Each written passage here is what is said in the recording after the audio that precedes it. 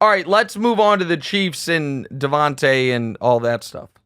So yeah, you said the Chiefs won't know what Rashee Rice's status is until Monday, and that they shouldn't make Yep. any drastic moves until they know about that. Las Vegas likely wouldn't trade with the Chiefs because of their rival. But there's been talks Yeah. of Tyreek coming back. He's been flirting around, kind of teasing the fans on Twitter. We were going to Yeah. show a few tweets. He said, "I woke up to trade yesterday." yeah. Yeah, he wrote woke up to trade news, exciting. By the way, I know it says 9:39 a.m., but that's because our producers are on the West Coast. He tweeted this at 12:39 p.m. in the middle of the afternoon on the East Coast, which is where he is. So he didn't wake up to this. So that didn't make sense. He then tweeted some SpongeBob memes that I don't totally understand. I don't know what that means, to be honest like, with you.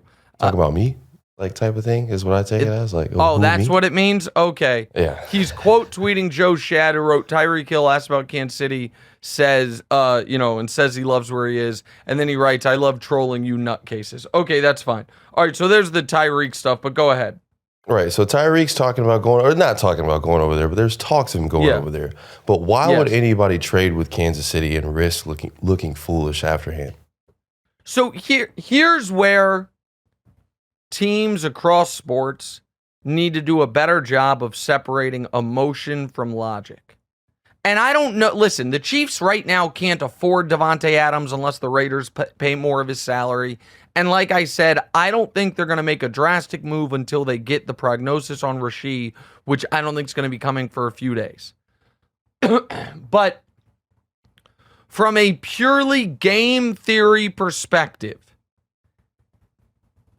this idea that you don't want to trade with your divisional rival, if you are on different timelines, not only should them being your divisional rival not be a deterrent, you should more than anything seek out your divisional rival because you should want to trade with them. So let me explain why. Everybody understands Davante is a likely 1-year rental for, if the Chiefs were to trade for him, it would be for this year and this year only. Same with if the Bills were to trade for him, most likely, or the Jets. If you're the Raiders and you're trading Davante Adams and starting Gardner Minshew or Aiden O'Connell at quarterback, you know definitively this year you are not contending.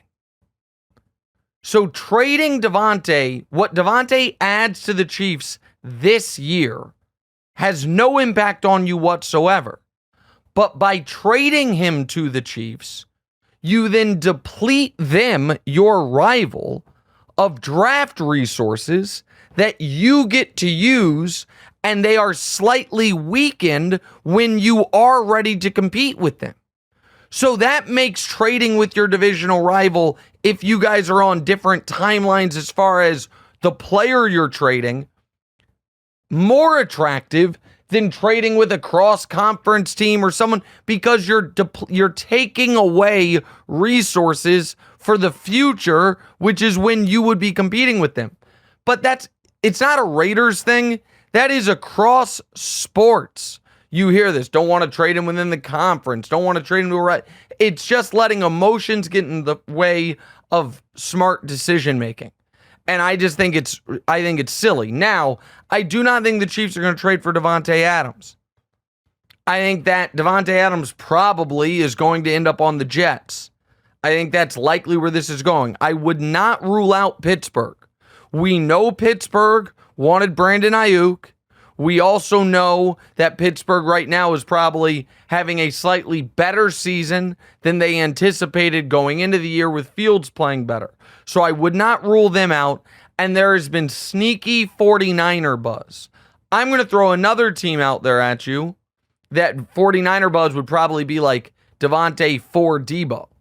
Something like that, because they think they're going to have to move off Debo in the offseason anyway. That makes a lot more sense. I was like, what? Yeah. Right. No, I mean, they've got plenty of wide receivers. I'm going to throw a different one-for-one at you that no one's talking about, and that I don't think is going to happen, but you can make a really, I think, smart case for it. If Cincinnati is convinced as they should be, that T. Higgins is gone after this year. That T. Higgins is essentially a rental. Davante for T. Higgins is interesting. If the Raiders are like, okay, we will trade for T and give him an extension, so we're not going to have to, he's not going to be, hit the open market. We have our wide receiver position with a young guy answered.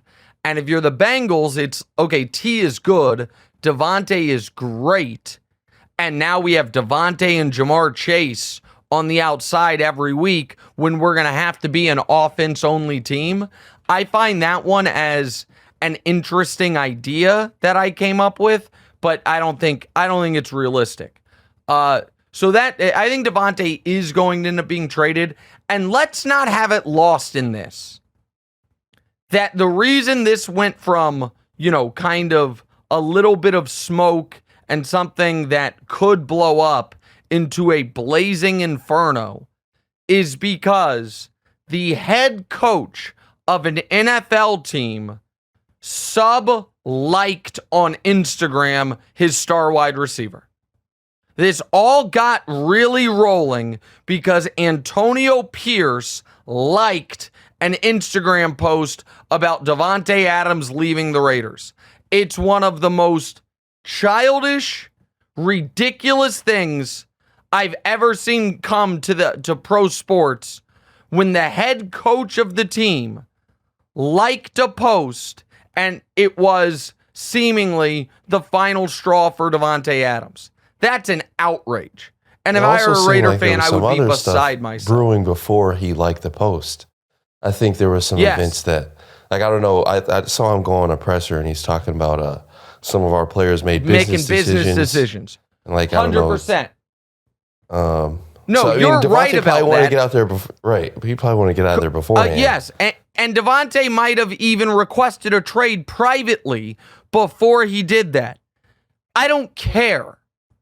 You are still the head coach of an NFL team doing what a guy like this is what young NBA guys do when they want to be traded. Or it's what Amari Cooper did when they were talking about him being traded to the Niners, and he was like, wouldn't be bad for me, wrote on Instagram. You cannot, as the head of an organization, be sending messages to your team via social media likes. It's insane that it happened. Speaking of Amari Cooper, it's the second year being a head coach. It's like growing pains. Yeah. Yeah, growing pains. It's also another example. Don't hire the interim head coach. The other thing that I will say is this: if the Chiefs get bad Rashee Rice news, Amari Cooper is the name I would watch for. Amari Cooper's making the minimum this year because they redid the deal. The Browns stink. Amari Cooper's the name I'd watch for. Hey, thanks for watching. Hit the subscribe button to get more from the show, and make sure to click the bell to get notified every time new content drops. Check out full episodes of What's Right wherever you get your podcasts, or just click the link in the description below.